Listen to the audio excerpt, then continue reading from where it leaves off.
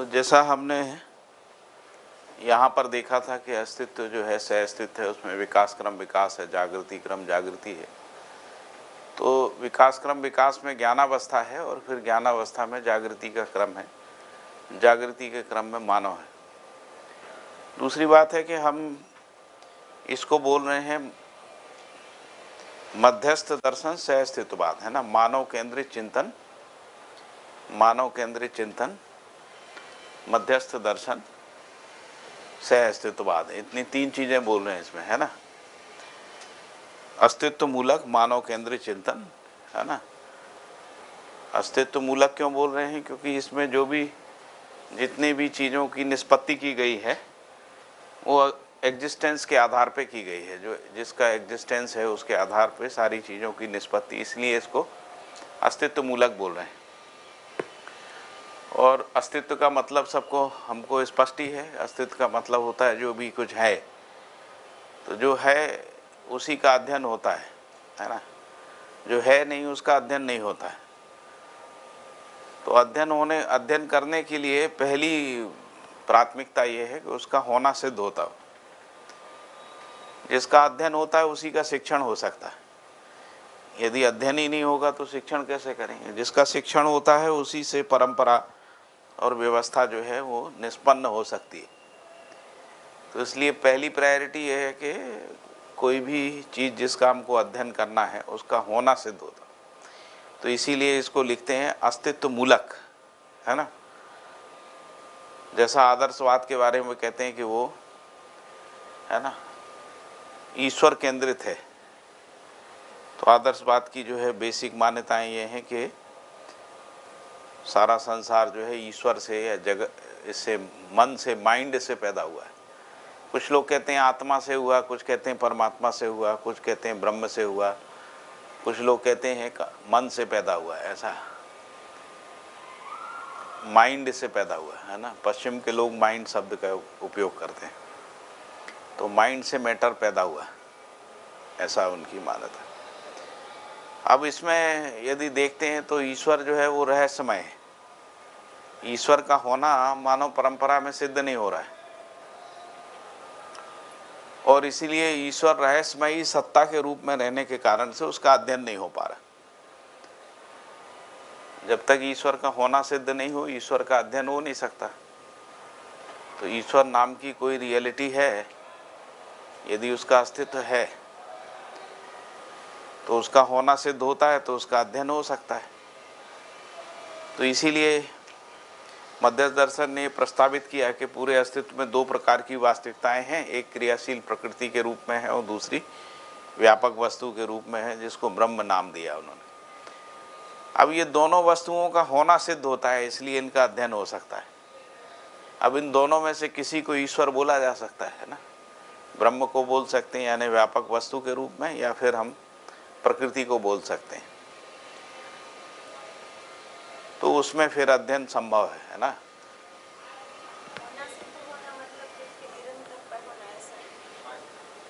होने का मतलब है हमारे पहचानने में आता है, मानव के पहचानने में आता है। व्यापक वस्तु मानव के पहचानने में आती है और एक एक वस्तु मानव के पहचानने में आती है। जैसे ईश्वर का होना है, मतलब जो आदर्शवाद में बोला है, तो हम ऐसा बोलते हैं कि ईश्वर का होना सिद्ध अगर होता है तो वो इसका अध्ययन हो सकता है। लेकिन कभी ना, अभी हमको नहीं पता है, कभी ना कभी किसी को उसका होना सिद्ध हुआ होगा, किसी को समझ में आया होगा। यदि आया होता तो शिक्षा में रहता, परंपरा में शिक्षा के रूप में बना रहता।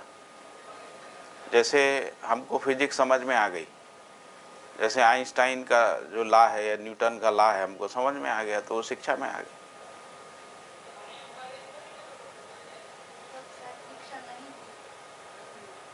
अभी आ गई है, अभी आ जाए, अभी आ गई। मान लीजिए उस समय शिक्षा नहीं थी, ऐसा आपका तर्क जाता है तो हाँ, अगर आप उसको ईश्वर मान सकते हैं तो वो अस्तित्व मूलक हो गया, है ना। फिर तो उसका अध्ययन हो सकता है ना। लेकिन आदर्शवाद उसको मान रहा है क्या? आदर्शवाद में ज्यादातर व्यक्तिवादी ईश्वर की संकल्पनाएं है ना। कि उसका जन्म होता है, फिर वो अपना रहता है, फिर कुछ कुछ करता है, बहुत सारी किस्से कहानियाँ हैं, है ना। तो इसलिए वो रहस्यात्मक हो जाता है, गूढ़ हो जाता है ना, समझ से दूर हो जाता है। इसलिए जो आदर्शवाद है वो रहस्य मूलक है। रहस्यता ना तो तृप्त करती है और ना रहस्यता का अध्ययन होता है। आदमी को अज्ञात तृप्त नहीं करता, ज्ञात तृप्त करता है। जो कुछ भी ज्ञात है वही तृप्त करेगा, अज्ञात कैसे तृप्त करेगा। तो इसलिए ईश्वर को समझने में हमको तृप्ति नहीं मिली। हमारी परंपरा में कोई भी ईश्वर को जानता है ऐसा कोई व्यक्ति मिलता नहीं, और इसीलिए वो अध्ययन परंपराओं में नहीं आ रहा है। तो इसीलिए अस्तित्व मूलक मानव केंद्रित चिंतन में अस्तित्व का होना सिद्ध होता है, क्रिया के रूप में, प्रकृति के रूप में। तो कुछ लोग प्रकृति को ईश्वर बोलते हैं, तब तो ठीक है, प्रकृति का अध्ययन हो सकता है ना। कुछ लोग व्यापक वस्तु को ईश्वर बोलते हैं, तो व्यापक वस्तु का अध्ययन हो सकता है ना। तो अस्तित्व दर्शन जिसको हम लोग अस्तित्व मूलक मानव केंद्रित चिंतन कह रहे हैं, तो उसमें अस्तित्व मूलक विधि से ही अध्ययन हो सकता है, रहस्यमयी विधि से नहीं हो सकता है ना। रहस्य को कैसे अध्ययन करेंगे, ये समझ में आ रहा है। हम लोग ऐसा मानते हैं कोई अज्ञात शक्ति है जो काम, लेकिन जब तक वो ज्ञात नहीं होती है तब तक हम उसको कैसे समझेंगे, कैसे अध्ययन करेंगे।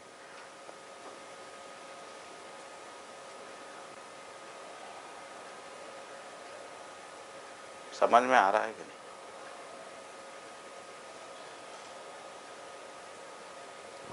जैसे जीवन है, अभी तक हम भले उनको जीवन के नाम से नहीं जानते थे, कुछ भी था, लेकिन उसका होना सिद्ध था।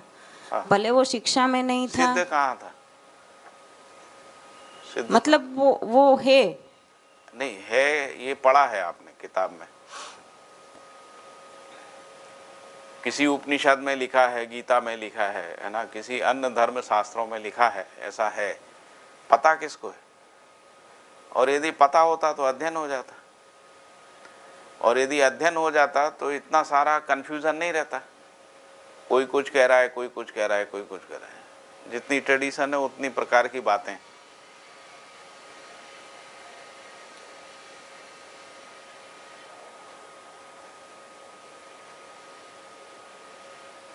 आत्मा के बारे में बौद्ध दर्शन कुछ कह रहा है, जैन दर्शन कुछ कह रहा है ना, वेदांत कुछ कह रहा है। इवन वेदांत के अलावा भी जो हमारी तत्व मीमांसा है वो कुछ और कह रही है ना।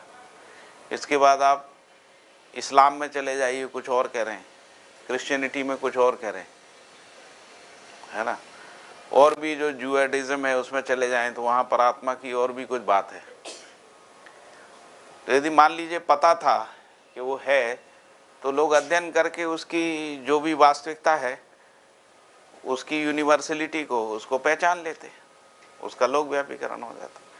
जैसे हम लोगों ने भौतिक रासायनिक वस्तुओं को पढ़ लिया, उसका लोक व्यापीकरण हो गया, सार्वभौमिकरण हो गया, है ना। क्योंकि उनका होना सिद्ध होता है और हर व्यक्ति उसको देख सकता है, वेरीफाई कर सकता है, एक्सपेरिमेंट की विधि से, लेबोरेटरी में जाके, या गणितीय विधि से। कुछ चीज़ें गणितीय विधि से हैं और कुछ चीज़ें जो है वो एक्सपेरिमेंटल विधि से है ना।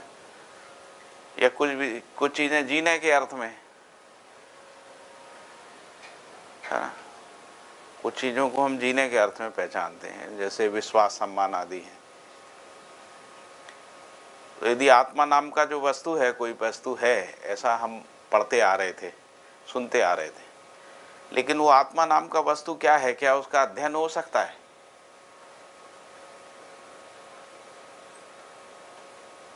तो अध्ययन होता तो पता लगता उसमें क्या क्या है, क्या क्या क्रिया चल रहा है।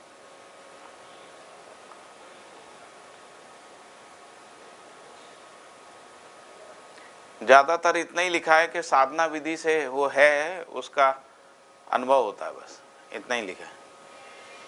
कोई आदमी साधना करता है, साधना करते करते उसको सेल्फ रियलाइज होता है ना, सेल्फ रियलाइज होता है, यानी वो है ये पता लगता है, वो शरीर से। लेकिन वो क्या चीज है, उसके अंदर का जो क्रियाकलाप है वो क्या है, उस क्रियाकलाप का पर्पस क्या है, वो क्रियाकलाप को समझने से जीवन में क्या परिमार्जन आता है, वो सब स्पष्ट नहीं है क्या? कठोपनिषद में तो स्पष्ट नहीं है, यमराज नचिकेता संवाद में, गीता में स्पष्ट नहीं है ना? बस इतने आत्मा के बारे में, आत्मा नाम का वस्तु क्या है, आत्मा वस्तु रूप में क्या है।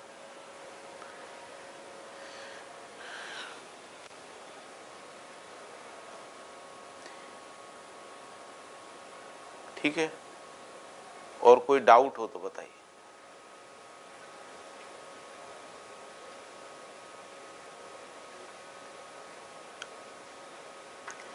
तो अस्तित्व मूलक का मतलब है कि हम यहाँ पर एक रियलिटी के रूप में अपना अध्ययन कर सकते हैं। आस्वादन, चयन, तुलन, विश्लेषण, चित्रण, चिंतन, बोध, संकल्प, अनुभव, प्रमाण, इन सब का अध्ययन कर सकते हैं। मन में होने वाले क्रियाकलाप का अध्ययन कर सकते हैं।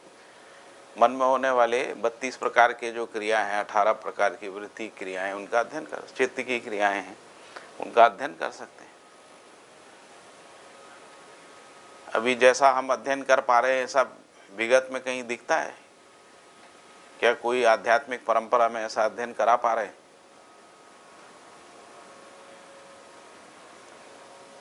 उसको देख लीजिए आप। मेरे ऑब्जर्वेशन में ऐसा आया है ना, ये स्वतंत्रता है सबकी अपनी अपनी, है ना? तो मेरे ऑब्जर्वेशन में ऐसा आया कि नहीं है,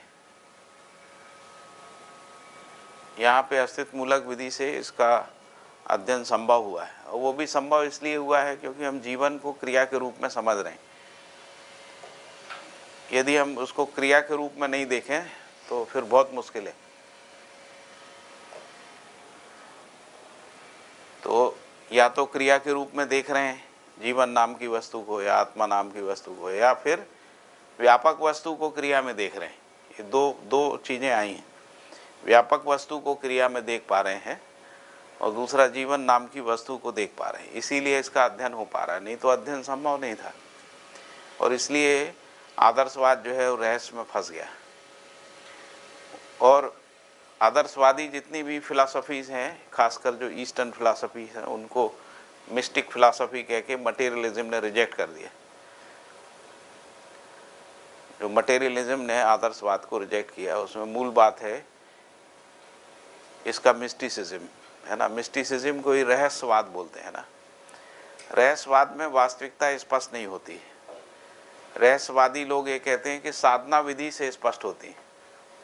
तो उसके बाद ये प्रश्न आता है कि यदि साधना विधि से स्पष्ट होती है तो जो सबको स्पष्ट हो गई है वो एक जैसी होना चाहिए, फिर इतने सारे मतभेद क्यों हैं?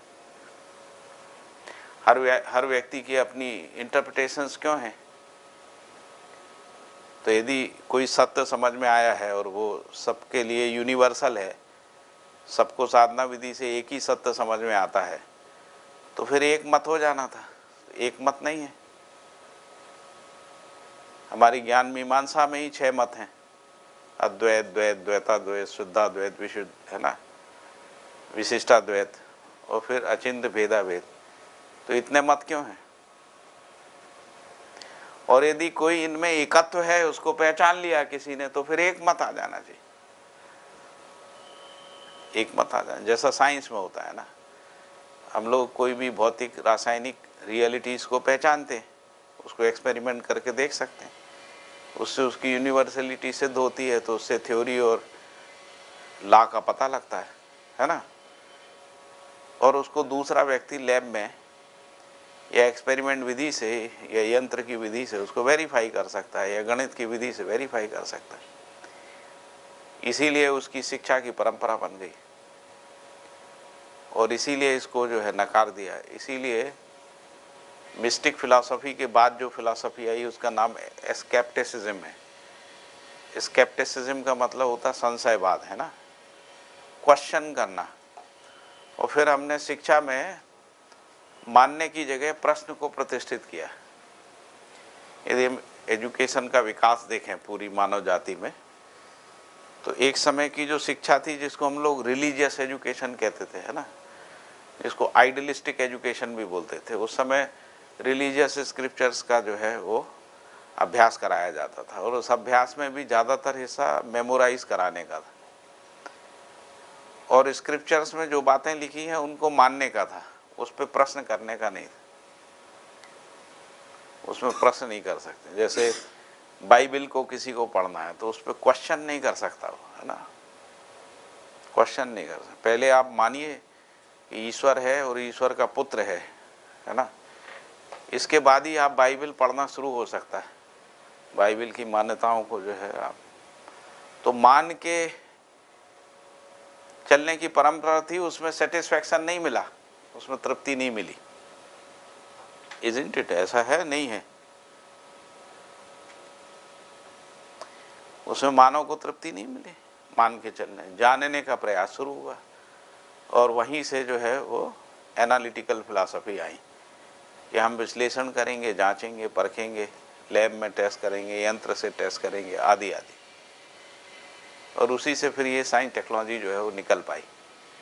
नहीं तो साइंस टेक्नोलॉजी नहीं आती। तो साइंस एंड टेक्नोलॉजी के मूल में जो फिलॉसफी है उसका नाम है एनालिटिकल फिलॉसफी।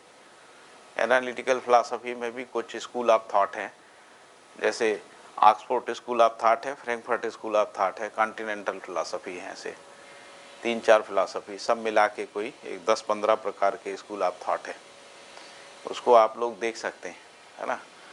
उन्हीं फिलॉसफी के आधार पे ये सारा साइंस टेक्नोलॉजी जो है डेवलप हुआ, ये शिक्षा की वस्तु बना, इसका लोक व्यापीकरण हुआ। तो आदर्शवाद के सामने चुनौती आ गई कि जो भी रहस्यात्मक सत्ताएं हैं, यदि उनका होना सिद्ध नहीं होता तो उनका अध्ययन नहीं हो सकता। अध्ययन नहीं होगा तो शिक्षा की वस्तु नहीं बन सकती। शिक्षा की वस्तु नहीं बनेगी तो उसकी लोक व्यापीकरण नहीं हो सकता। लोक व्यापीकरण नहीं होगा तो उसके आधार पे कोई व्यवस्था नहीं आ सकती, जिसको हम लोग ईश्वरीय व्यवस्था या मानवीय व्यवस्था कहें, वो आ नहीं सकती। तो ईश्वरीय व्यवस्था जो है एक कल्पना बनी रहेगी, ऐसा हजारों साल से कल्पना ही बनी हुई। तो इसलिए अस्तित्व मूलक ऐसा ये शब्द आया। अस्तित्व मूलक शब्द अपने आप में बहुत गहन है, और उसके पीछे बहुत सारा प्रयोजन स्पष्ट है, यानी कुछ निश्चित प्रयोजन से उस शब्द का उपयोग किया गया है ना। तो ये मध्यस्थ दर्शन से अस्तित्ववाद जो है अस्तित्व मूलक है। इसमें कुछ भी रहस्यात्मक वस्तु का अध्ययन नहीं है, और इसीलिए इसमें साधना की जरूरत नहीं, अध्ययन की जरूरत है ना, क्योंकि इसके सारे जो फैक्ट्स हैं वो वेरीफाइबल हैं। उसको जांच के देखा जा सकता है, जी के देखा जा सकता है ना, उसको समझा जा सकता है, समझाया जा सकता है, ऐसा है। ये स्पष्ट हो गया? इसमें कोई क्वेश्चन हो तो बताइए। कोई क्वेश्चन? हाँ, कोई आपको कोई प्रश्न? आपको स्पष्ट हो गया? कोई पूछना हो तो पूछ सकते, संकोच नहीं करना, है ना। दूसरी बात है इसमें कहा, मतलब एक वस्तु तो स्पष्ट है, आपने जैसे कहा कि परंपराओं में या फिर हमारे जो पुराने ग्रंथ थे उसमें जिस तरीके से वर्णन है, तो उसमें क्वेश्चन करने का या फिर वेरीफाई करने का हमारे पास नहीं था, राइट। तो इसमें ये है, इसमें एक चीज़ और भी आती है कि पदार्थ का जो वस्तुगत सत्य है, रूप गुण स्वभाव धर्म, वो रूप गुण का है वो अध्ययन कर सकते हैं, स्वभाव और धर्म है वो अनुभव में आता है, ऐसा कुछ मानव व्यवहार दर्शन में लिखा था। नहीं तो क्यों आता है भाई? जैसे अस्तित्व में जो पदार्थावस्था है उसका होना सिद्ध होता है। अभी तक ऐसी कोई कल्पना मानव जाति में नहीं है कि पदार्थावस्था नहीं थी, ऐसी कोई कल्पना नहीं बनती। जैसे मटेरियलिज्म में आप देखेंगे तो वो बिग बैंग कह रहे हैं, बिग बैंग से पैदा हुआ। तो बिग बैंग क्या चीज़ है? तो उनका इनफाइनाइट डेंसिटी पे मास है ना। तो कुछ है उससे कुछ पैदा हुआ है, कुछ नहीं है उससे कुछ पैदा हुआ है, ऐसा तो कहीं नहीं, कल्पना में नहीं। इनफाइनाइट डेंसिटी, उसमें एक्सप्लोजन हो गया। एक्सप्लोजन का कारण नहीं पता है, ऐसा वो कह रहे हैं, और उस एक्सप्लोजन से यूनिवर्स क्रिएट हुआ, ऐसा वो कह रहे हैं। हम ऐसा नहीं कह रहे, मध्य दर्शन में हम ऐसा नहीं कह रहे। लेकिन मेरा ये कहना है कि मानव जाति में जो शिक्षा की परंपरा है उसमें वो ये कह रहे हैं कुछ है, तो है का अध्ययन कर रहे हैं। तो हम भी कह रहे हैं कि अस्तित्व धर्म है, पदार्थावस्था का अस्तित्व धर्म यानी उसका होना है, उस आधार पे अध्ययन कर सकते हैं। इसमें क्या रहस्यात्मक है, अनुभव में क्या आएगा? मतलब वही मैं पूछ रहा हूँ कि जैसे अनुभव दर्शन हमने पढ़ना शुरू किया तो पहले ही अध्याय में वो आता है कि ब्रह्म है वो शब्द से इंगित है, पूर्णतया वो डिस्क्राइब नहीं हो पाता, लेकिन उसका मतलब ये नहीं कि वो उसकी अप्रचुरता या फिर वो उसको नहीं वो दर्शाता, वो तो पूर्ण ही है। तो वो हम कैसे इस तरीके से कहते हैं कि वो मतलब हम शब्द से नहीं बोल सकते, हाँ वो अनुभव में आता है। हाँ, बहुत सारी चीज़ें हम लोग शब्द से नहीं बोल पाते साइंस में भी, लेकिन वो जीने में आती हैं, वेरीफाइबल होती, यंत्र की पकड़ में आती हैं, उन चीज़ों को देखा जा सकता है विश्लेषण। जैसे बहुत सारी रियलिटी को गणित से पकड़ते हैं ना, गणित से, मैथमेटिक्स से, है ना। जैसे कंप्यूटर के प्रोग्रामिंग है, उसको गणित विधि से ही पकड़ा हुआ है ना, ऐसे नहीं समझ में आता। लेकिन कुछ है तभी प्रोग्रामिंग है, कुछ नहीं हो तो प्रोग्रामिंग कैसे? तो पदार्थावस्था है और निरंतर है, ऐसा समझ में आता है। इस अर्थ में अस्तित्व धर्म का अध्ययन है। जैसे प्राणावस्था में पुष्टि की चेष्टा है, ये तो दिखती है ना, नहीं दिखती? हर सेल में पुष्टि दिखती है, पुष्टि की चेष्टा दिखती है, इसलिए पुष्टि है, पुष्टि की चेष्टा का अध्ययन है। हर जीव जंतु में जीने की आशा दिखती है, जो धर्म है उसका। मानव में सुख की आशा दिखती है, एक एक मानव से पूछ लीजिए, दिखती है, उसका अध्ययन है। इसमें अनुभव की क्या बात है? अनुभव पूर्वक उसमें जिया जा सकता है। होने के अर्थ में कोई संकट नहीं है। हम अपने अंदर ही देख लें, हमारे अंदर क्या सुख की आशा नहीं है? किसी से भी पूछ लीजिए, धरती में 750 करोड़ लोगों से पूछ लीजिए, सबके अंदर है। तो जो है उसका अध्ययन कर रहे हैं। हर आदमी सुख चाहता है, सुख वस्तु क्या है इसका अध्ययन कर रहे हैं। सुख वस्तु के रूप में देखते हैं तो पता लगता है कि इसमें कम सुख है, इसमें ज़्यादा सुख है, इसमें नित्य सुख है, ऐसा अध्ययन में आता है, इसलिए अध्ययन हो सकता है। जो तर्क से आपने बताया उस तरीके से हम कह सकते हैं कि हम उसका अध्ययन कर रहे हैं, लेकिन कुछ जो छूटा हुआ है ये वो तर्क थोड़ी है, ये तो स्पष्ट है, प्रत्यक्ष है। तर्क का मतलब है वस्तु स्पष्ट नहीं है ना। वास्तविकता में जो कुछ है उस तक पहुंचने के लिए तर्क होता है ना। तो तर्क एक प्रकार का सेतु है ना। ये तो तर्क नहीं, प्रत्यक्ष है ना। हर आदमी सुखी है, हर आदमी विश्वास में है ना। हर आदमी जो है, हर पदार्थ जो है उसका अस्तित्व है, हर प्राण कोशा में जो है पुष्टि है, हर जीव में जो है जीने की आशा है, हर मानव सुखपूर्वक है, सुखपूर्वक जीना चाहता है। इसमें ये तो प्रत्यक्ष चीज है ना, इसमें क्या तो ये प्रत्यक्ष है, तो मतलब बाकी क्या रह गया जो हमें वो तृप्ति नहीं, वो जीने में नहीं आ रहा है, बस इतना ही है। चाहना में है, होने के अर्थ में है, हमारे जीने की निरंतरता में नहीं आ रहा है। उसके लिए कार्यक्रम है ना। जैसे हमारे अपने अंदर में पहचानने में आ रहा है, परिवार में नहीं आ रहा, संबंध में नहीं आ रहा, हमारे अंदर पहचानने में आ रहा है, निरंतरता में नहीं आ रहा है।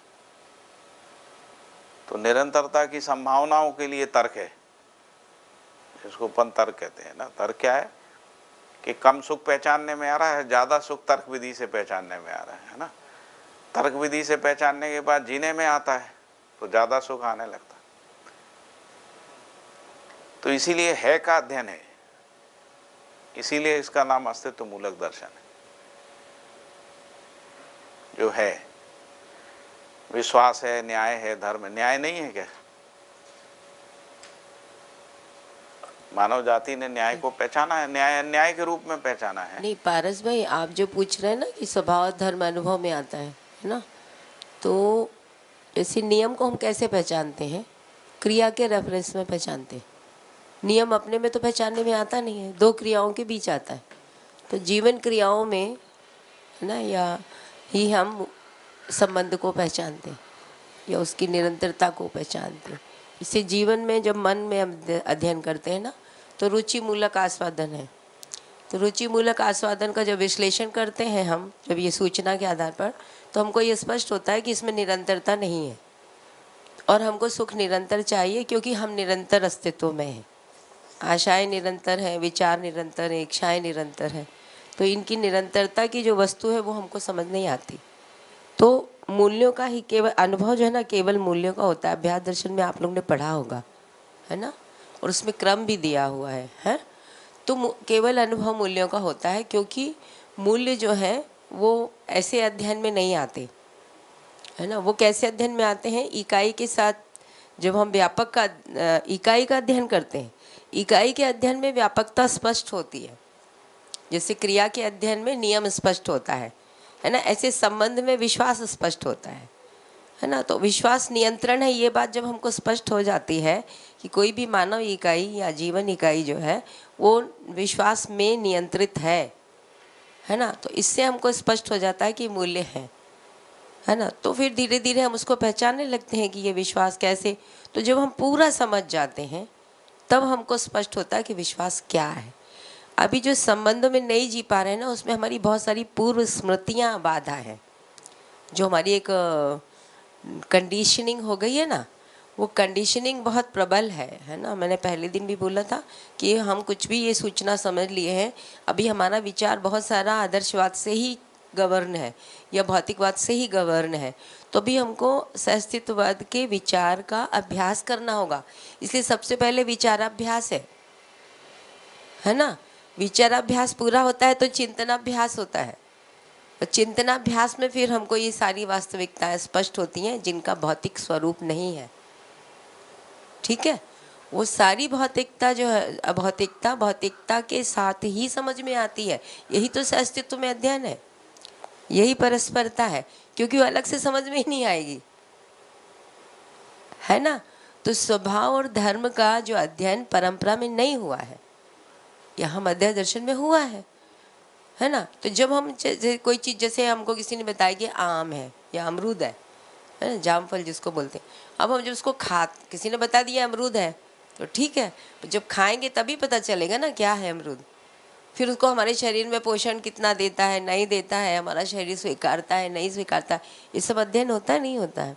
ऐसे जीने में है कि स्वयं में विश्वास आता है तो फिर हम देख पाते हैं कि हमारी जो घटना, हम जैसे मैं ही अध्ययन कर रही हूँ इतने, तो मुझको पता चलता है कि यदि मुझ में जितना समझ की स्थिरता बढ़ी है, उतना मेरे जीने में सुगमता बढ़ी है। क्योंकि बाहर का वातावरण कितना बदला है, कितना ही नहीं बदला है, ये एक अलग मुद्दा है। वो बदलेगा कि नहीं बदलेगा ये मेरे हाथ में नहीं है। तो मैं अपनी समझ तो बदल सकती हूँ ना, उसमें तो स्थिर हो सकती हूँ। तो मुझ में जितनी स्थिरता आई है ना, उतना मुझे स्पष्ट हुआ है ना। जैसे समाधान का मतलब है किसी भी घटना एवं क्रिया के नियम की जानकारी होना ही समाधान है। एक ये भी परिभाषा है समाधान की कि और कैसे की पूर्ति भी है ना। तो ये सब की जब तो कोई घटना क्यों नहीं हो रही है, हम जो परस्परता में जो अपेक्षाएं वो क्यों पूरी नहीं हो रही है, कि जिनके साथ अपेक्षाएं अभी उनका ध्यान नहीं गया है या उनकी ज़रूरत नहीं बनी है, इसलिए नहीं है। तो यदि वहाँ नहीं बनी है तो क्या हम नहीं करेंगे? हम करेंगे, क्योंकि हमको सुखपूर्वक जीना है। तो सुख का स्रोत जो है स्वयं में विश्वास है। जैसे विश्वास आता है अपने में, हम में स्थिरता आ जाती है। स्थिरता आने से हमको वास्तविकताएं दिखने लगती हैं। क्योंकि यदि हम प्रभाव या प्रेरणा में रहेंगे तो प्रभाव में रहेंगे ना, तो फिर हम प्रेरणा को नहीं देख पाएंगे। जैसे पानी हिल जाता है ना, इसमें जो तो है थोड़ा सा मेरा संशोधन है इसमें। आप कर आप जो दीजिएगा। कह रहे हैं वो उसमें थोड़ा संशोधन है। आप कर दीजिएगा नहीं, संशोधन। ऐसा है, देखो एक मिनट थोड़ा समझ लो इसको। विश्वास आता है ऐसा कहने से शुरुआत नहीं हो सकती, अध्ययन नहीं हो सकता। अध्ययन कहाँ से शुरू होता है? विश्वास है ना। मैं ये कह रहा हूँ कि हर व्यक्ति विश्वास है इसको पहचानता है ना।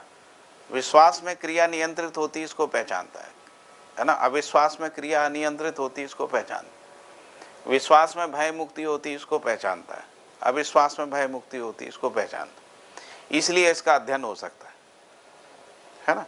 हर व्यक्ति, कोई भी पढ़ा लिखा गैर पढ़ा लिखा, है ना, कोई भी किसी भी फेथ को मानने वाला, सभी लोग विश्वास के अस्तित्व को पहचान सकते हैं अपने अंदर। विश्वास के कारण से क्रिया में जो परिमार्जन होता है उसको पहचान सकते हैं। विश्वास में ही सुख होता है, इसको पहचान सकते हैं। अविश्वास में दुख होता है, इसको पहचान सकते हैं। विश्वास में भय मुक्ति होती है, इसको पहचान, अविश्वास में भय मुक्ति होती है, इसको पहचान सकते। तो ये मैं में तो अध्ययन हो जाता है। हम विश्वास में हम क्रिया का अध्ययन कर लेते हैं, अपना भी अध्ययन कर लेते हैं, आशा विचार इच्छा का भी अध्ययन, ये तो हो गया। ऐसा हर व्यक्ति के अंदर है। अब ये जो से अध्ययन है, इसके लिए अभ्यास है। अब हम विश्वास से संबंध में जी सकें, इसके लिए अभ्यास। यदि वो वस्तु है तो हम उसके साथ से में भी जी सकते हैं।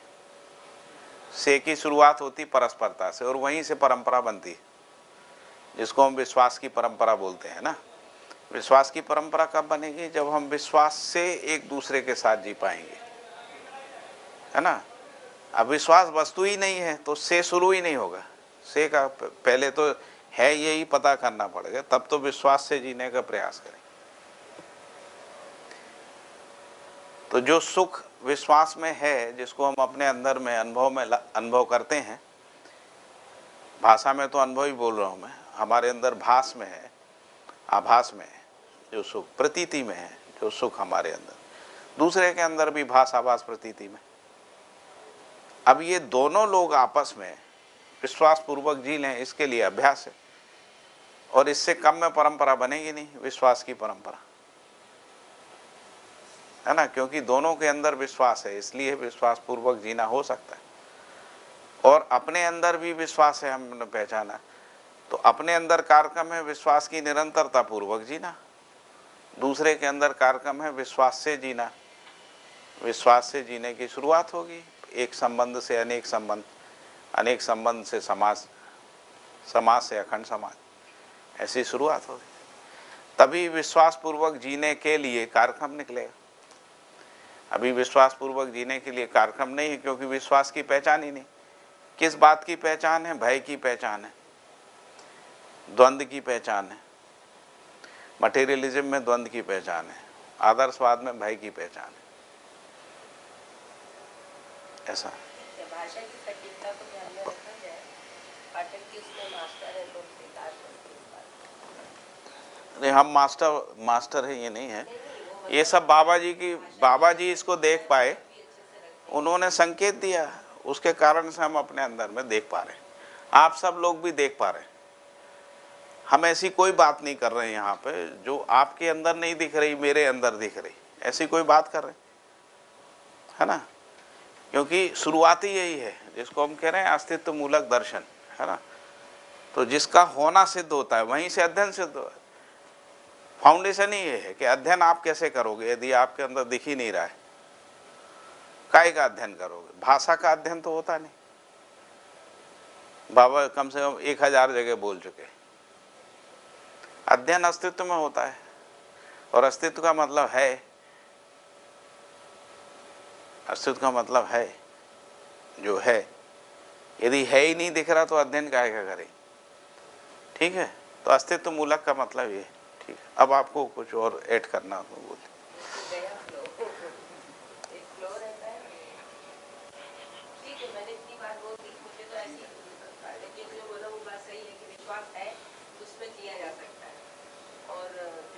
परस्परता में कई लोग को तो सूचना की जरूरत भी नहीं पड़ती ना। हम जिन लोगों के साथ जीते हैं अभी, जो परिवार में है, उनको सूचना की आवश्यकता भी नहीं है। तो हम वहाँ से ये अपेक्षा नहीं कर सकते कि वो विश्वास में जिए। तो हमारी आवश्यकता थी, तो हमने विश्वास को पहचाना, उसमें जीते, उनके साथ भी संबंध पूर्वक जीते। जब हम जीते हैं तो हमारे स्थिरता के साथ हम जीते हैं, विश्वास पूर्वक, वो उत्तर कम्युनिकेट होता ही है और उसका रिजल्ट आता है, इसलिए आचरण करना है। ठीक है, अभी ये परस्परता में, यानी जिसको हम कह रहे हैं विश्वास से जीना, इसको भी मानव परंपरा में पहचाना हुआ है। जैसे माता पिता पुत्र पुत्रियों के बीच में विश्वास होता है ना, उसकी निरंतरता नहीं होती लेकिन विश्वास तो होता है। हम जिन भी संबंधों में जीते हैं उसमें परस्परता में विश्वास होता है, इसको हर व्यक्ति पहचाने रहता। एक भी व्यक्ति इस पृथ्वी पे नहीं है जो ये कहे कि हमको किसी के ऊपर विश्वास नहीं है, है ना।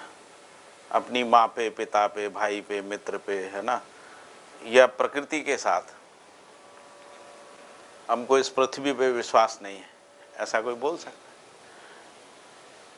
सूरज के होने पे विश्वास नहीं, इसलिए विश्वास को परस्परता में भी लोग पहचाने, उसको ध्यान में रख के अध्ययन नहीं किया, मूल जो विषय है उसको ध्यान में रख के अध्ययन नहीं किया। अध्ययन जो है वो कॉन्फ्लिक्ट का किया, द्वंद्व का किया, इसलिए समस्या होगी, है ना। मैंने आपको शायद बताया था कि कोई पहले इज्म होता है ना, जैसे मटेरियलिज्म है, तो मटेरियलिज्म का कुछ एक एजम्पशन है, इंटरनल एक्सटर्नल कॉन्फ्लिक्ट है, उससे मटेरियलिस्टिक फिलॉसफी आती है, यानी कॉन्फ्लिक्ट सेंट्रिक फिलॉसफीज आती है ना। कॉन्फ्लिक्ट सेंट्रिक फिलॉसफी थ्योरीज में आती हैं तो उससे कॉन्फ्लिक्ट थ्योरीज आती, कॉन्फ्लिक्ट थ्योरी से कॉन्फ्लिक्ट का कैरिकुलम आता है, कॉन्फ्लिक्ट का कंटेंट आता है, कंटेंट से कैरिकुलम बनते हैं ना, उसमें भी कॉन्फ्लिक्ट का एलिमेंट जो है वो परकुलेट होके आता है। फिर पूरे कैरिकुलम की जो अलग अलग पार्ट हैं उन सब में कॉन्फ्लिक्ट आता है, थ्योरी में भी आता है, टीचिंग कंटेंट में भी आता है, एवेल्युएशन सिस्टम में भी आता है, टीचिंग एडमिनिस्ट्रेशन में भी आता है। एवेल्युएशन की जो थ्योरी है वो कॉन्फ्लिक्ट थ्योरी है, क्योंकि उसमें कंपटीशन है, स्पर्धा है, स्पर्धा कॉन्फ्लिक्ट क्रिएट करती है, हीनता और अहंकार में ले जाती, इस सब का अध्ययन है ना। फिर वही कॉन्फ्लिक्ट जो है सोसाइटी में जाता है, जो जैसा स्पर्धा को सीख के बच्चे यहाँ से निकलते हैं, वो जिस भी बिजनेस में जाते हैं वहाँ कॉन्फ्लिक्ट क्रिएट करते हैं, उनको लगता है जीने का डिज़ाइन ही ये है, जीने का डिज़ाइन ये है कि हम दूसरों से अलग दिखें, अच्छे दिखें, और दूसरे हमसे कम दिखें, इसी आधार पे वो पहचाने रहते हैं। तो वही सोसाइटी में आता है, वही व्यवस्था में आता है, स्ट्रक्चर्स में आता है, इंस्टीट्यूशंस में आता है। अभी सारे इंस्टीट्यूशन के डिज़ाइन कॉन्फ्लिक्ट के आधार पे हैं। जो भी गवर्नेंस के इंस्टीट्यूशन है उन सब में कॉन्फ्लिक्ट ही है, अविश्वास भी है और कॉन्फ्लिक्ट भी है, भय भी है। भय पूर्वक सारा शासन है, अविश्वास पूर्वक सारा शासन, इसको गवर्नेंस कहते हैं। गवर्नेंस जो है वो भय से, गवर्नेंस में अविश्वास है, हर स्तर पे अविश्वास है, प्रेसिडेंट पे अविश्वास, प्राइम मिनिस्टर पे अविश्वास, सेक्रेटरीज पे अविश्वास, जुडिशरी पे अविश्वास, चीफ जस्टिस पे अविश्वास, ऐसा। तो विश्वास के आधार पे, यानी विश्वास के लिए सिस्टम नहीं है ये, अविश्वास के लिए सिस्टम है, और इसीलिए ये सिस्टम दुख दे रहा है। यहाँ कह रहे हैं कि विश्वास है, और जब हम अपने में विश्वास को देखते हैं तो क्रिया में कॉन्फ्लिक्ट नहीं है, हार्मोनी है। जब हम परस्परता में विश्वास को देखते हैं तो रिलेशनशिप में कॉन्फ्लिक्ट नहीं है, हार्मोनी है। यही हार्मोनी शिक्षा विधि से नीचे उतर के स्टूडेंट्स में सिस्टम तक जा सकती है। सिस्टम को भी हार्मोनियस सिस्टम में, इंस्टीट्यूशन को हार्मोनियस इंस्टीट्यूशन में, शिक्षा में एवेल्युएशन को हार्मोनियस एवेल्युएशन में। तो शिक्षा एक्सीलेंस बढ़ाने के लिए होगी, अभी कंपटीशन के लिए। तो ये सबको ठीक किया जा सकता है यदि हम अस्तित्व मूलक विधि से, है ना, अध्ययन करते हैं। तो पहले होना सिद्ध हो, तभी अध्ययन करके उस सिस्टम को इवॉल्व कर सकते हैं। सिस्टम को इवॉल्व करने में अध्ययन की ज़रूरत है, सिस्टम को इवॉल्व करने में उसको शिक्षा की वस्तु बनाने की ज़रूरत है। शिक्षा की वस्तु नहीं बनाएंगे तो कोई सिस्टम इवॉल्व नहीं होगा, शासन ही आएगा। इसलिए पहले धर्म शासन था, अभी राज्य शासन हो गया। पहले धर्म शासन में भी भय प्रलोभन था, राज्य शासन में भी भय प्रलोभन है, क्योंकि शासन जो है कोई भी आरोपण बलपूर्वक होता है, कोई भी आरोपण स्वभाव गति में, सहजता में नहीं होता। ठीक है, अभी इसको हम अस्तित्व मूलक शब्द को अभी यहीं रोक रहे हैं ना, इस पे और विचार विमर्श करेंगे। दूसरा शब्द है मानव केंद्रित। मानव केंद्रित चिंतन, ऐसा लिखा गया। ये मानव केंद्रित चिंतन क्यों कहा गया, आपको में से किसी को पता है?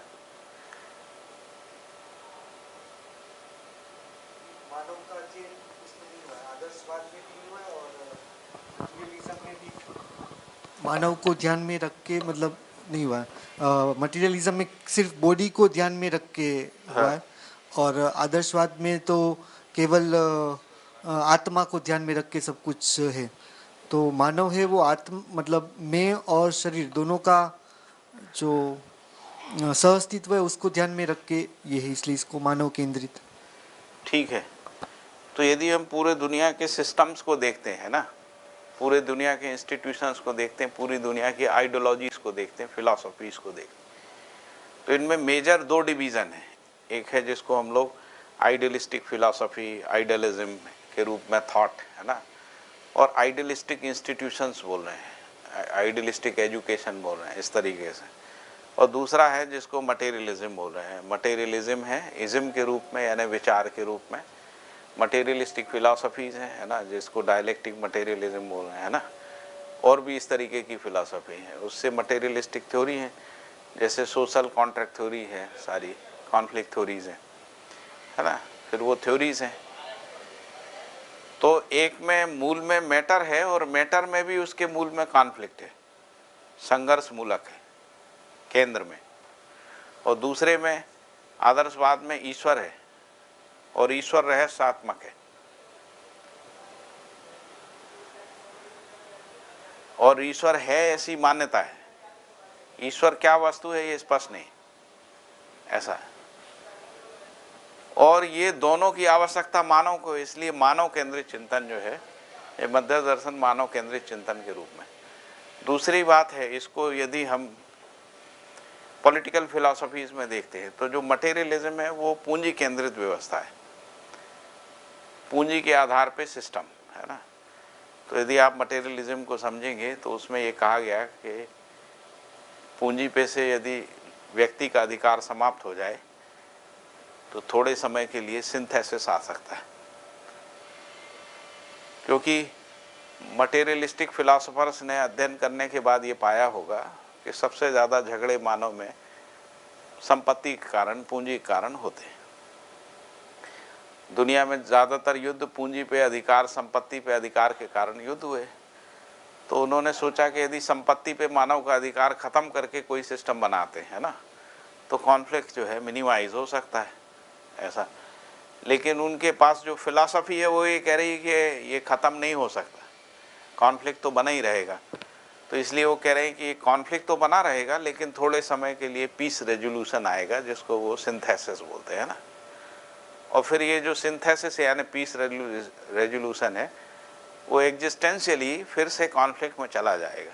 इसलिए पीस रेजोल्यूशन के काम जो है कंटिन्यूअसली करते रहना पड़ेंगे यदि आदमी के वो कंपैरेटिवली उसमें ले जाना है, कंपैरेटिवली उसको पीस में जीने के लिए कोई एक सिस्टम को इवॉल्व करना है ना। इसको कह रहे हैं कि वो, तो यहाँ पे अध्ययन किसका है? आदमी का है। तो आदमी का अध्ययन है ना मानव को केंद्र में रख के है, पूंजी को केंद्र में रख के नहीं। मानव का अध्ययन ईश्वर को केंद्र में रख के नहीं, है ना। मानव में ईश्वर को अध्ययन कर रहे हैं हम। ईश्वर का अध्ययन कहाँ कर रहे हैं? मानव में, जो जिसको दूसरे अर्थों में कहें क्रिया में, जो व्यापक वस्तु है उसका अध्ययन हम क्रिया में कर रहे हैं। व्यापक वस्तु का अध्ययन हो नहीं सकता, कोई यंत्र से हो नहीं सकता। क्रिया क्रिया का ही अध्ययन कर सकती, क्रिया व्यापक वस्तु का अध्ययन नहीं कर सकती। तो कोई व्यापक वस्तु का प्रभाव क्रिया पे पड़ता है, इस आधार पे व्यापक वस्तु का होना सिद्ध होता है ना। हाँ,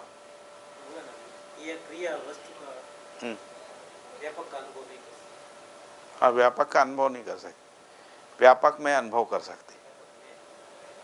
जैसे हम विश्वास का अनुभव नहीं कर सकते, विश्वास में अनुभव कर सकते हैं, ऐसा।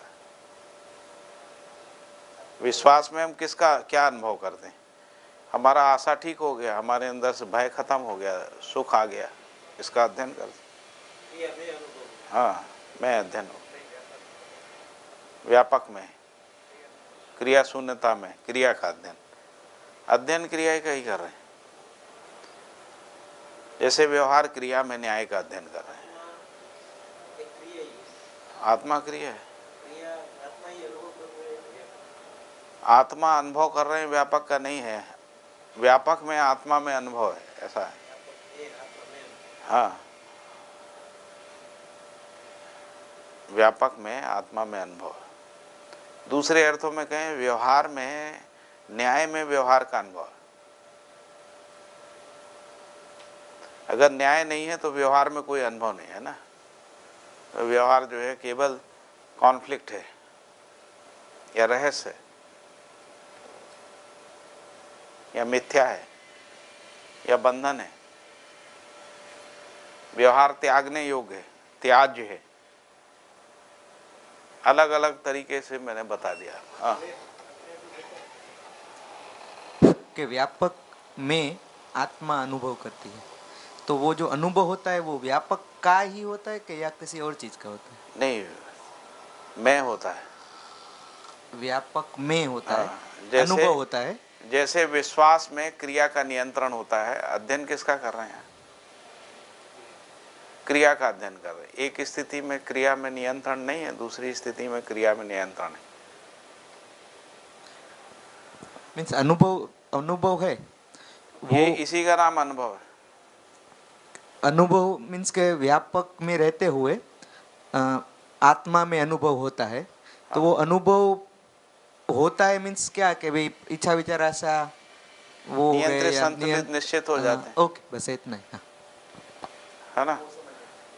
फिर अनुभव में, अनुभव जैसे ही होता है, क्या अनुभव होता है? आत्मा को पता लगता है कि हम सह अस्तित्व में, पता लग, जैसे ही वो सह अस्तित्व उसमें अनुभव में आता है, वो बुद्धि में स्वीकार हो जाता है। बुद्धि में स्वीकार होते ही बुद्धि जो है अहंकार से मुक्त हो जाती है। उससे पहले अहम का भाव रहता है, अहंकार से मुक्त होती है। अहंकार से बुद्धि के मुक्त होते ही आशा विचार इच्छा नियंत्रित, संतुलित हो जाते हैं, निश्चित हो जाते हैं। उसकी दिशा, गंतव्य, लक्ष्य स्पष्ट हो जाता है। अभी आशा विचार इच्छा का दिशा, लक्ष्य और गंतव्य स्पष्ट नहीं, पूरी मानव परंपरा में नहीं है, किसी धर्म शास्त्र में नहीं। धर्मशास्त्र तो यही कह रहे हैं कि ये जो मानव है यही बंधन है, ये जो जीना है यही बंधन है। कुछ तो ऐसा भी कह रहे हैं कि ये सब है ही नहीं, मिथ्या है, इनका अस्तित्व ही नहीं है। मध्यस्थ दर्शन ये कह रहा है इसका अस्तित्व है, इसकी निरंतरता है, इसलिए प्रकृति जो है शाश्वत है।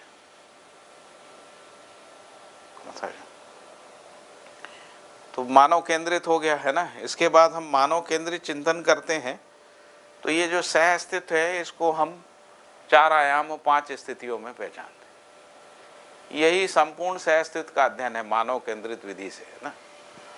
मानव केंद्रित विधि से मानव इन 4 आयाम में जीता है और मानव 5 स्थितियों में जी रहा है। पूरी मानव जाति में 750 करोड़ मानव 4 आयाम में जी रहे हैं। कुछ सभी लोग कुछ ना कुछ जी रहे हैं, सभी लोग किसी किसी आयाम में जी रहे हैं, है ना। इसका नाम है मानव केंद्रित चिंतन। इसी के लिए अभ्यास है, जिसको हम लोग अभ्यास दर्शन कह रहे हैं। 4 आयाम 5 स्थिति में जीना। और यदि हम जीते हैं 4 आयाम 5 स्थितियों के आचरण को समझते हैं, तो 4 आयाम 5 स्थिति में मानव के जीने का जो आचरण है उसी का नाम संविधान है।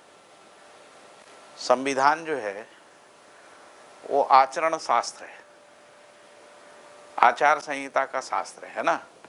तो आचरण, संविधान का मतलब क्या हुआ? मानव 4 आयाम 5 स्थितियों में जीता है, इसलिए संविधान जो है मानव का एक निश्चित आचरण है, इसीलिए उसका नाम संविधान है।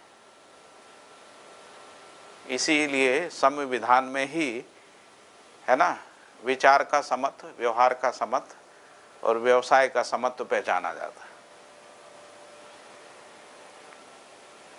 शक्ति केंद्रित व्यवस्था में ना विचार का समत्व है, ना व्यवहार का समत्व है और ना ही व्यवसाय का समत्व है। ये तीनों समत्व के साथ जीना ही सहज समाधि है, ऐसा हो। और यही जागृत जीवन है। विचार समत्व, व्यवहार समत्व, व्यवसाय समत्व। अभी अपन ने ये तीनों पढ़े ना अभी अनुभव, ठीक है। तो ये हम लोगों ने डिस्कस कर लिया था। तो हमने कहा कि अनुभव, विचार, व्यवहार, ये व्यवसाय, ये 4 क्षेत्र हैं। ये समझने के हैं, ये जीने के हैं। इसमें आत्मा में परम संबंध है। अनुभव का मतलब है आत्मा का व्यापक वस्तु में जो संबंध है ना, जो अविभाज्य है, जो निरंतर है, नित्य है, उस रूप में ये अनुभव परम संबंध है। यहाँ पर जीवन क्रियाओं का संबंध है, यहाँ मानव मानव संबंध है, यहाँ मानव प्रकृति संबंध है। इसी को क्रमशः आध्यात्मिक, बौद्धिक, सामाजिक क्षेत्र बोल रहे हैं। आध्यात्मिक और बौद्धिक क्षेत्र ही ज्ञान का क्षेत्र है, बौद्धिक और सामाजिक क्षेत्र विवेक का क्षेत्र है, और सामाजिक और प्राकृतिक क्षेत्र जो है विज्ञान का क्षेत्र है ना। ये हम लोगों ने अध्ययन किया। तो आध्यात्मिक क्षेत्र का मतलब है सह-अस्तित्व में स्वयं का होना, जिसको हम लोग अनुभव कह रहे हैं, उसका मतलब क्या है? सह-अस्तित्व में स्वयं का होना, ठीक। सह-अस्तित्व में स्वयं का होने का मतलब है नियम, न्याय, धर्म, सत्य में समस्त क्रियाओं का होना रहना, है ना। इसका क्या मतलब है? तो सत्य में अनुभव, ब्रह्मानुभूति, आत्मबोध, स्वबोध, अमृत बोध और वास्तविकता, यथार्थता, सत्यता का प्रकटन सत्य में। इसी को विधि बोल रहे हैं, ये सब मिला के विधि। यही परमानंद है, पूर्ण मूल्य, स्थिति, सत्य में निरंतरता ही अनुभवात्मक आयाम की तृप्ति, जो परमानंद है, ठीक है।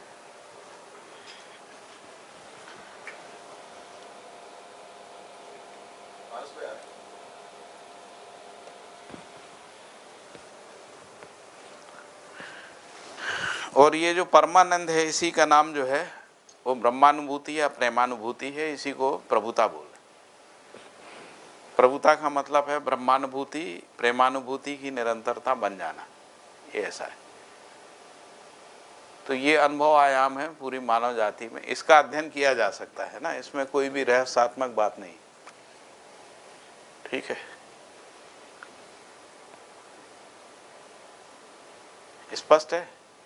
इसके बाद जिसको हम लोग विचार कह रहे हैं वो बौद्धिक क्षेत्र है। विचार का मतलब है व्यवस्था के अर्थ में आशा, विचार, इच्छा का नियोजन, अंतर्नियोजन, इसको हम लोग कह रहे हैं कि, है ना।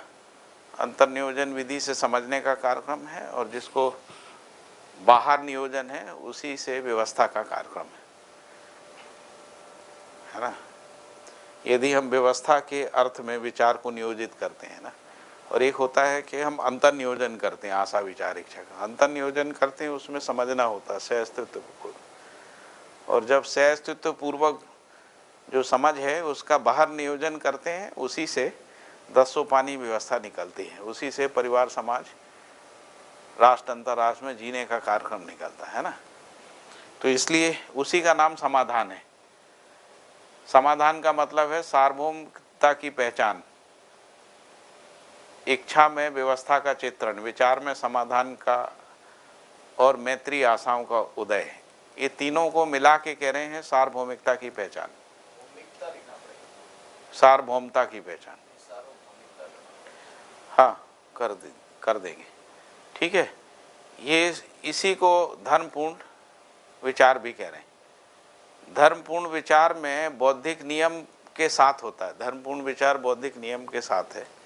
तो इसलिए यहाँ बौद्धिक नियम, असंग्रह, सरलता, स्नेह, विद्या, अव्ययता की स्पष्टता है। धर्मपूर्ण विचार में बौद्धिक नियमों की स्पष्टता है। व्यवस्थात्मक विचार में, समाधान के विचार में, है ना, बौद्धिक नियमों की स्पष्टता है। बौद्धिक नियमों की स्पष्टता है, नियंत्रण की स्पष्टता है, व्यवस्थात्मक विचार की अभिव्यक्ति, संप्रेषणा और प्रकाशन है ना। इसी का नाम संस्कृति। संस्कृति ही निपुणता, कुशलता, पांडित्य, समाधान से वैचारिक आयाम में तृप्ति है। तो विचार का आयाम निपुणता, कुशलता और पांडित्य के साथ समाधान है ना। इससे वैचारिक आयाम की तृप्ति है, जो सुख और समाधान है। यही ज्ञान, विवेक, विज्ञान, संपन्नता है। यही प्रबुद्धता है, मानव में यही प्रबुद्धता है, ठीक है।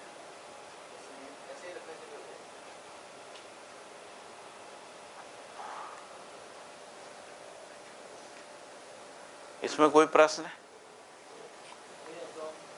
विचार क्षेत्र में अगर शुरू करें तो ये जो बौद्धिक नियम है वहाँ से शुरू कर सकते हैं ना? जो तुलन है, तुलन की दृष्टि वो कैसे महासंग्रह सरलता स्नेह विद्या अभयपूर्वक जीना शुरू करें, ऐसा कह सकते हैं? ये जो है इन्हीं को प्रवृत्ति भी बोलते हैं ना। प्रवृत्ति ही मानसिकता है, और मानसिकता जो है विचार में ही बनती है ना। वृत्ति से प्रवृत्ति बनती है, तो विचार में ही मानसिकता बनती है, इसलिए इनको प्रवृत्ति भी बोलते हैं ना। इसलिए ये विचार आयाम में बौद्धिक नियम के रूप में है, और इन्हीं में विचार का नियंत्रण होता है। असंग्रह में, सरलता में, स्नेह में, विद्या और अभय में विचार का नियंत्रण होता है। इसके विपरीत में विचार का नियंत्रण होता है, इसीलिए ये नियम है। जैसा नियम की परिभाषा है ना, क्रिया की नियंत्रण पृष्ठभूमि ही नियम है ना।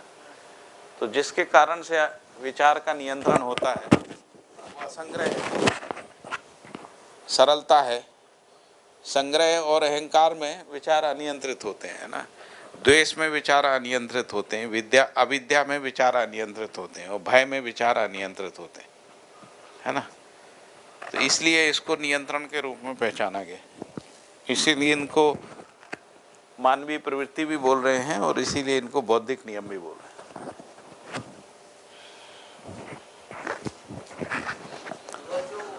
ठीक।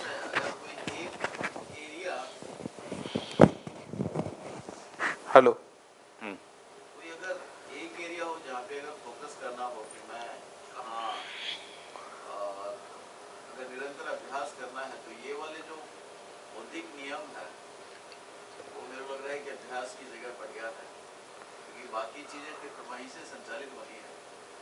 अगर प्रवृत्तियों का परिमार्जन हो गया तो बाकी काम तो अपने आप हो जाएगा। तो ये दोनों मिला के जिसको हम लोग कह रहे हैं, ये तृप्ति का कार्यक्रम है ना। ये स्वयं में तृप्ति, ये स्वयं में तृप्ति है ना, स्वयं में तृप्ति। इसीलिए समझने का कार्यक्रम स्वयं में ही होता है। जो समझना है वो स्वयं के अंदर होने वाली क्रिया है। इसका कुछ अभ्यास, लेकिन ये जब जीने में आता है तो ये तृप्ति परितृप्ति बन जाती है। परितृप्ति का मतलब परस्परता में तृप्ति है ना, परितृप्ति। तो समझना जो है स्वयं में तृप्ति है, और परितृप्ति यानी जीना है। इसको मैं कह रहे हैं, इसको से कह रहे हैं ना। मैं से, और ये के लिए है, के लिए है ना। स्वयं में, स्वयं से, स्वयं के लिए, ऐसा। मानव में, मानव से, मानव के लिए। सारा व्यवहार मानव से है, और सारा व्यवसाय मानव के लिए है ना। सारा व्यवसाय सामाजिकता के लिए है ना, इस अर्थ में मैं से के लिए, ऐसा पूरा डिजाइन है। अब इसको जीने वाले क्षेत्र को समझते हैं, तो बताया कि ये अनुभव, विचार और व्यवहार। तो इसमें क्या होता है कि अनुभव विचार में आता है, और अनुभव और विचार व्यवहार में आता है, इसलिए यहाँ पे अनुभव, विचार और व्यवहार लिखा है ना।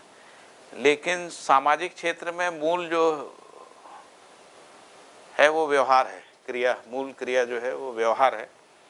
व्यवहार मानव संबंध में पहचाना जाता है, और व्यवहार का उद्देश्य जो है सामाजिकता, अखंड समाज के अर्थ में संबंध निर्वाह और मूल्यों की पहचान और नियोजन है।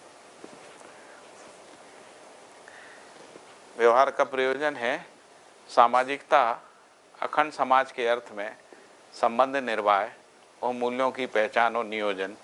ये कहाँ होता है? व्यक्ति, परिवार, समाज, राष्ट्र, अंतर्राष्ट्र में संबंध निर्वाह व्यवस्थात्मक कार्यक्रम, विधि विधान, संविधान की निरंतरता के रूप में होना है।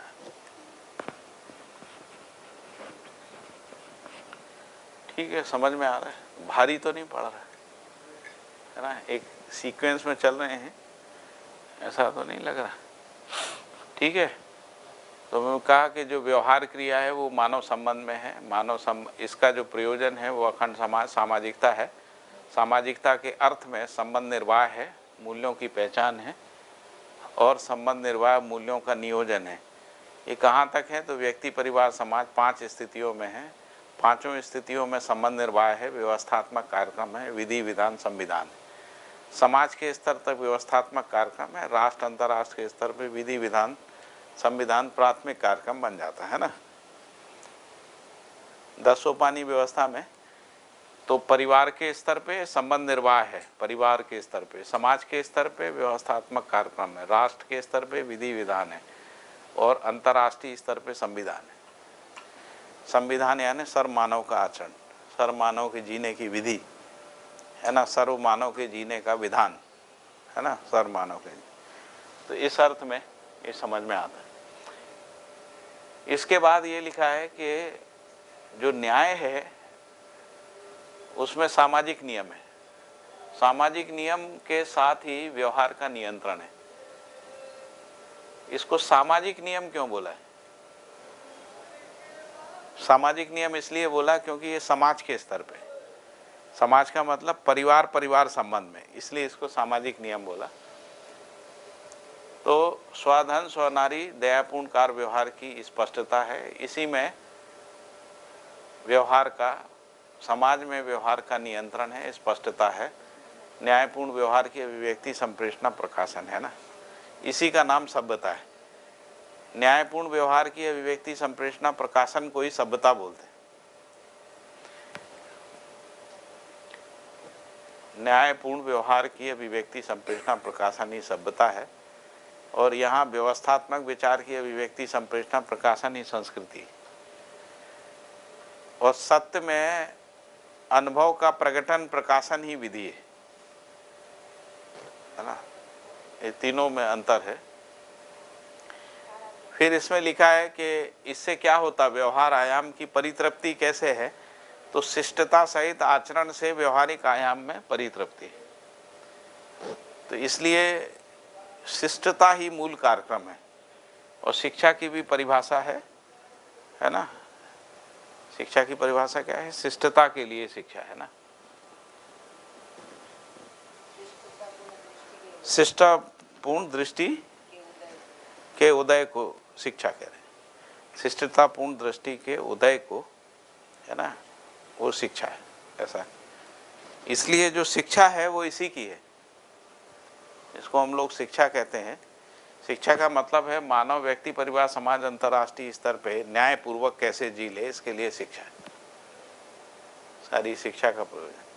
फिर ये प्रशिक्षण का कार्यक्रम, प्रशिक्षण वाला क्षेत्र है, ठीक है। तो शिष्टता सहित आचरण से व्यवहारिक आयाम परितृप्ति होती है, जो सुख, शांति, संतोष, समाधान, अभय के रूप में है।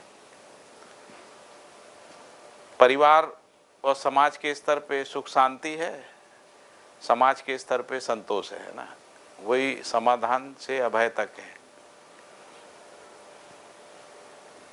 ठीक है। इसके बाद ये लिखा है अखंड समाज ही संप्रभुता है।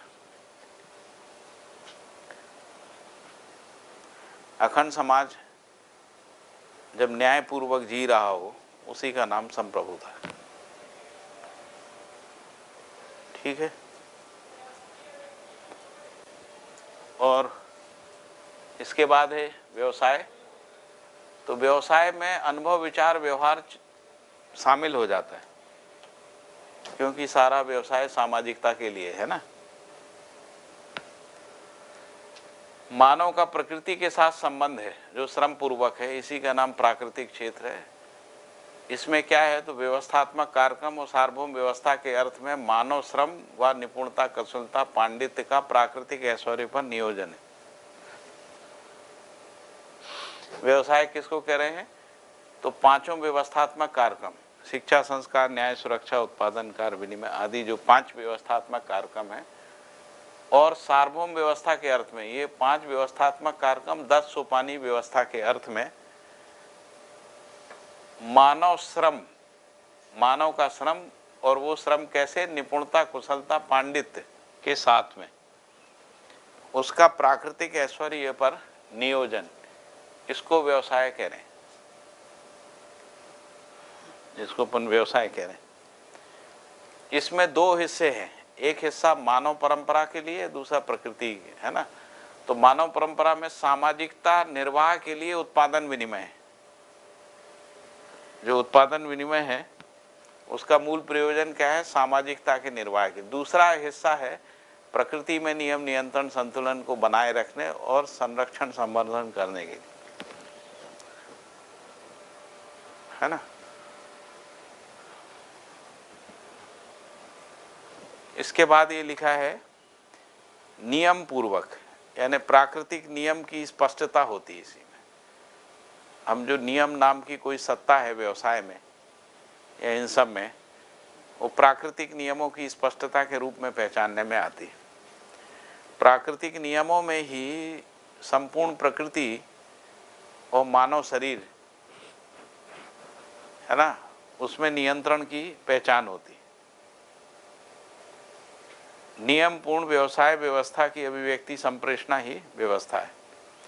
आवश्यकता से अधिक उत्पादन यानी समृद्धि में उत्पादन विनिमय आयाम की परितृप्ति है। जो सुख शांति संतोष आनंद है, यही समाधान समृद्धि अभय से स्थित है। यही परिवार मूलक स्वराज व्यवस्था के रूप में प्रभु सत्ता है। ठीक है, इस वाले चार्ट में कोई चीज़ें छूट गई थी तो वो इधर पूरी हो गई है। ठीक है, कोई प्रश्न हो इसमें, कोई अस्पष्टता लग रही हो? है?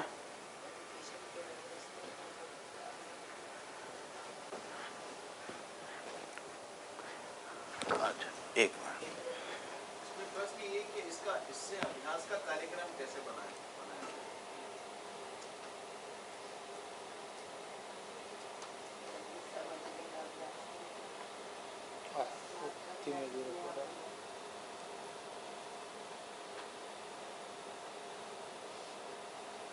ऐसा नहीं है,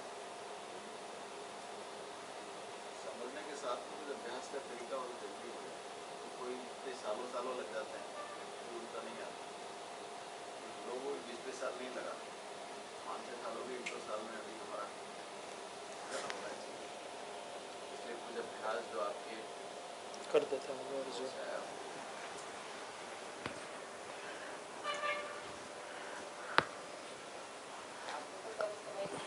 हाँ, इस पे भी करने से आ जाता है।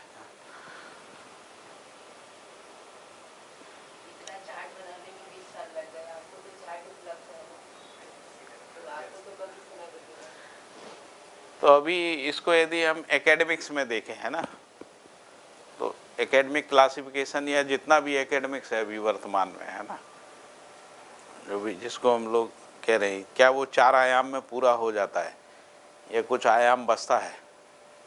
तो हम ये कह रहे हैं कि भाई ये 4 आयाम ही है, 5वां आयाम नहीं है ना। 4 आयाम है, 5 स्थिति है, इतना ही है। तो इसमें देखने पे पता लगता है कि ये जो 4 आयाम है, ये आध्यात्मिक क्षेत्र है। इसी में ये दर्शन है, इसको हम लोग दर्शन कह रहे हैं। विचार से दर्शन की मानसिकता है, व्यवहार के लिए व्यवहार दर्शन है, और इसके लिए कर्म दर्शन है ना। फिर शास्त्र हैं, तो मानव संचेतनावादी मनोविज्ञान इस आयाम को समझने के लिए है। व्यवहारवादी समाजशास्त्र व्यवहार आयाम को समझना, आवर्तनशील अर्थशास्त्र जो है व्यवसाय आयाम को, समाधानात्मक भौतिकवाद जो है व्यवसाय आयाम के लिए है। जिसको व्यवहारात्मक जनवाद कह रहे हैं वो व्यवहार आयाम के लिए है। जो अनुभवात्मक आध्यात्मवाद है वो विचार आयाम के लिए है ना। भाषा को भी समझने जाते हैं तो यहाँ पर कारणात्मक, गुणात्मक और गणितात्मक तीनों भाषा रहती है, लेकिन गणितात्मक भाषा प्रधान रहती है ना। व्यवहार में कारणात्मक और गुणात्मक भाषा रहती है, लेकिन गुणात्मक भाषा प्रधान रहती है। ये जो अनुभव का क्षेत्र है इसमें कारणात्मक भाषा रहती है, विचार में गुणात्मक भाषा आ जाती है ना, क्योंकि विचार के माध्यम से व्यक्ति स्वयं में संबंध को पहचानने लगता है, मूल्यों को पहचानने लगता है, इस अर्थ में। और यदि इसको कम्युनिकेशन के पॉइंट ऑफ व्यू से देखें तो ये अभिव्यक्ति है, ये अभिव्यक्ति संप्रेषणा है, ये अभिव्यक्ति संप्रेषणा प्रकाशन है। इसको यदि इतिहास के दृष्टि से देखें तो ये ज्ञान परंपरा का इतिहास है, व्यवहार परंपरा का, ये कार्य परंपरा कहते हैं। इसको यदि चतुर्दिक उदय के रूप में देखें तो ये विधि है, विचार विधि और संस्कृति है, सभ्यता जो है, व्यवहार जो है विधि संस्कृति और सभ्यता है, और जिसको व्यवस्था कहते हैं या व्यवसाय कह रहे हैं वो विधि संस्कृति व्यवस्था, इनको मिला के कह रहे हैं। थोड़ा सा ऊपर करके, यही ज्ञान का क्षेत्र है। ये धर्म और ज्ञान, सत्य के साथ में धर्म और ज्ञान का क्षेत्र है, ये परम ज्ञान का क्षेत्र है। इन दोनों के आधार पे ही ये सारी मीमांसाएं जो भी दर्शन के रूप में है ना, ज्ञान मीमांसा, तत्व, अर्थ और कर्म मूल मीमांसा है। यदि व्यवहार आयाम को देखें तो इसमें न्याय धर्म जो है गौण है, न्याय धर्म सत्य गौण है, मूल इसमें न्याय है ना, इसमें ज्ञान के साथ विवेक है, और इसी के आधार पर मूल्य चरित नैतिकता का अध्ययन है, आचार संहिताएं हैं, विधि विधान है, संविधान है। तो सारी सोशल साइंसेस और इसके बाद कॉन्स्टिट्यूशनल लॉ, जुडिस्प्रूडेंस जो है वो सब इसमें आ जाता है। इसके बाद जो व्यवसाय आयाम है, व्यवसाय आयाम में नियम का मूल रूप से अध्ययन है, लेकिन नियम के साथ धर्म, न्याय और सत्य का भी अध्ययन है। और दूसरा व्यवसाय आयाम में मूल रूप से जो है विज्ञान है। विज्ञान को हम समझते हैं तो भौतिक, रासायनिक, जीवन, ये सब सारी विज्ञान है। और इसके बाद तकनीकी है। ये सारा विज्ञान और तकनीकी का ये जो क्षेत्र है वो यही है, यही स्वतंत्रता स्वराज्य का भी क्षेत्र है। हाँ, वो तो पता है, भौतिक ही रसायन होता है, रसायन ही जीव विज्ञान बनता है, जीव विज्ञान ही वनस्पति और प्राणी विज्ञान बनता है, यही जो है मानव विज्ञान बनता है, एंथ्रोपोलॉजी बनता है। और सारी जो तकनीकी है वो मानव शरीर में ही होती है। मानव शरीर के अंदर सारी तकनीकी डिफाइन है?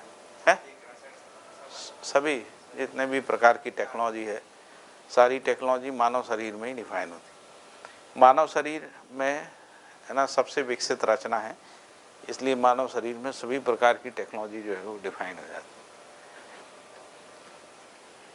ठीक, तो इससे पता लगता है कि ऐसा कोई भी आयाम नहीं छूटता है एकेडमिक्स का, ये चारों आयाम में पूरा हो जाता है। ठीक है, इसको आराम से अध्ययन कर लीजिएगा। तो ये भी करना है ऊपर, तो इसमें यही लिखा है कि सार्वभौम व्यवस्था के लिए मानव में समग्र शिक्षा संस्कार आयाम है। फिर यही है कि इसको प्रभुता, प्रबुद्धता, संप्रभुता कहते हैं। ये सुख है, ये सुख समृद्धि है, ये सुख शांति, ऐसा है। ये तो सब स्पष्ट ही है ना।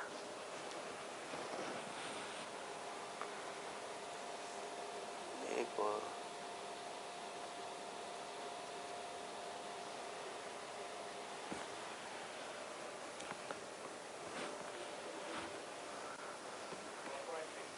है,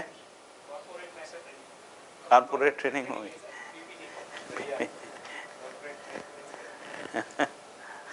ठीक है, थोड़ा जल्दी करना है इसलिए कुछ नहीं, तो एक ओवरव्यू बन जाए आपके अंदर। मध्य दर्शन जो है ना वो, उसकी आपको लेंथ पता लग जाए ना। तो इसमें जो जिसको हम कहते हैं लर्निंग एरियाज, मध्य दर्शन में लर्निंग एरिया क्या क्या है ना। अधिगम का मतलब होता है लर्निंग, है ना। लर्निंग का मतलब समझना, सीखना और करना, तीनों को मिला के लर्निंग बोल रहे। ठीक है, तो जीने के आयाम तो यही है जो अभी बात करी है ना। कार्य विधि क्या है? कृत कारित अनुमोदित है। कर्म क्या है? मानसिक, वाचिक है और कायिक है। इस प्रकार से कर्म है। फिर शिक्षा का आयाम क्या है? तो दृष्टि, दृष्टिकोण है, शिष्टाचार और सामाजिकता है, कौशल और विधि विधान है। शिक्षण आयाम हो गए और ये शिक्षा के आयाम है। तो शिक्षा के अनुभव और अध्ययन है, अध्ययन और शिक्षण है, अध्ययन, शिक्षण और प्रशिक्षण है। व्यवहार में जो है अध्ययन है और शिक्षण है, व्यवसाय में प्रशिक्षण भी जुड़ जाता है। अभ्यास क्या है? तो यहाँ विचाराभ्यास है, चिंतनाभ्यास है, यहाँ पे व्यवहाराभ्यास है और विचाराभ्यास है। यहाँ पर सभी अभ्यास लगते हैं। व्यवसाय में, व्यवस्था में विचाराभ्यास, व्यवहाराभ्यास, कर्माभ्यास होते हैं। समझदारी का क्षेत्र ये ज्ञान का क्षेत्र है, ये ज्ञान और विवेक का क्षेत्र है, ये ज्ञान विवेक विज्ञान का क्षेत्र है। समझने की विधि में यहाँ पे तुलन, विश्लेषण, चित्रण, चिंतन है ना। यहाँ पर मूल्य चरित नैतिकता है और यहाँ निपुणता, कुशलता, पांडित्य है। जीने की प्रक्रिया यहाँ पे सत्य धर्म प्रक्रिया है, यहाँ न्याय प्रक्रिया है, यहाँ नियम प्रक्रिया है। अनुगमन क्रियाओं में ये महाकारण कारण है। इसको कारण सूक्ष्म और स्थूल कह रहे हैं, ये स्थूल है ना। ठीक है, और ऊपर चलेंगे तो विषय क्षेत्र या दर्शन साथ साथ कैसे है, तो ये विचार में दर्शन मीमांसा मनोविज्ञान है, व्यवहार में व्यवहार दर्शन है और सामाजिक विज्ञान है, और यहाँ पे कर्म दर्शन है, विज्ञान अभियांत्रिकी तकनीकी है। यदि वाद के दृष्टिकोण से देखें तो ये अध्यात्मवाद का क्षेत्र है, ये जनवाद का, ये भौतिकवाद का। यदि विषय क्षेत्र के इतिहास के आधार पर देखें तो ये ज्ञान परंपरा, व्यवहार परंपरा और विज्ञान व्यवस्था परंपरा। भाषा जो है कारण, कारण गुण करें, ये अभी बात कर ही ली। व्यवस्था का क्षेत्र तो यहाँ पर विचार आयाम में केवल स्वयं में, जीवन में, व्यक्ति में इतना ही है, और फिर समाज में, सामाजिकता में, आर्थिक राजनीतिक व्यवस्था में, है ना। इसी को राष्ट्र अंतर्राष्ट्र कह रहे हैं, ये परिवार समाज है, ये व्यक्ति है।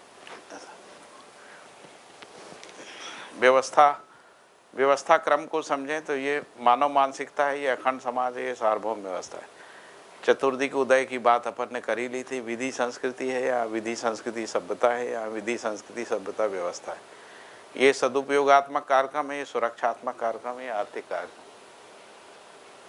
है ना। संचार में ये तीनों में अभिव्यक्ति, संप्रेषण, प्रकाशन है। वातावरण के दृष्टिकोण से यदि देखें तो ये आंतरिक वातावरण है, ये मानवकृत वातावरण है, ये प्राकृतिक वातावरण। क्रिया की दृष्टि से देखें तो ये बौद्धिक क्रिया है, ये सामाजिक क्रिया है, ये भौतिक रासायनिक क्रिया है। यदि परिमार्जन परिवर्तन के दृष्टिकोण से देखें तो ये बौद्धिक परिमार्जन है, ये व्यवहारिक परिमार्जन है, और यहाँ पे भौतिक रासायनिक परिवर्तन है। स्थानांतरण की दृष्टिकोण से देखें तो ये बौद्धिक, ये सर्वांगीण विकास में देखें तो ये यहाँ पे प्रतिभा का विकास है, यहाँ प्रतिभा और व्यक्तित्व है, यहाँ स्वायत्तता है। तो लक्ष्य प्रयोजन से ये समाधान और जागृति है, यहाँ समाधान, समृद्धि और सामाजिक विकास है, ये अभय सहस्थित विकास और प्रगति है, व्यवस्था है। ऐसा तो ये कुल मिला के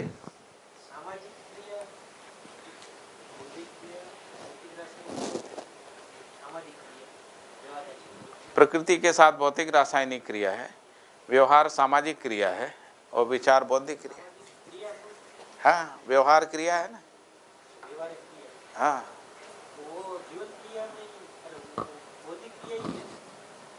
व्यवहार सामाजिक क्रिया है, परस्परता में। यदि वो स्वयं में है तब बौद्धिक क्रिया है। भैया वो कार्यक्रम समझाना, व्यवहार में सुरक्षात्मक कार्यक्रम, सुरक्षात्मक कार्यक्रम जो है ना वो वैचारिक कार्यक्रम है, सदुपयोगात्मक। हाँ, सुरक्षात्मक कार्यक्रम यहाँ पर है ना। न्याय के बिना सुरक्षा नहीं। रक्षा का मतलब रहता है स्रोत को बनाए रखना, ऐसा न्याय करते रहो तो स्रोत बना रहे। हाँ, ये सब में शामिल हो जाता है, यहाँ पे सभी क्रियाएं हो जाती। ये जो ये वाले हिस्से में ये दोनों हिस्से शामिल हो जाते हैं। ऐसा वो जगह नहीं थी तो इसलिए ऐसा लिख दिया। ऊपर एरो बना ही दिया है, सब आपस में जुड़े हुए ऐसे ऐसे जा रहे हैं।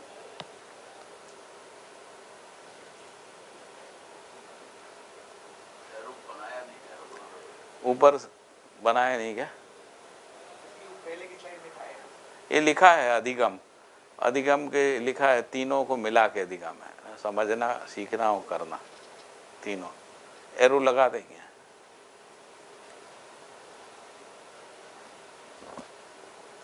टोटल लर्निंग एरिया इतना ही है पूरी मानव जाति में आज तक जितना कल्पना किया है, इससे ज़्यादा कुछ नहीं।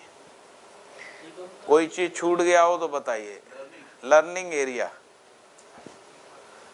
लर्निंग एरिया ये जो फ्रेम है ना, ये जितने भी स्टैंडर्ड academic एजुकेशन जो इंटरनेशनल है उसके अनुसार दर्शन के कंटेंट को डाला है। एकेडमिक्स में जितना भी लर्निंग एरिया है सब मिला के इतना ही है, इससे ज़्यादा कुछ नहीं। ये सारा तीनों एरिया में कवर होता है, विचार, व्यवहार और कार्य। इससे ज़्यादा कुछ है नहीं, अभी तक भी नहीं हुआ है ना। ऐसा है, ठीक है।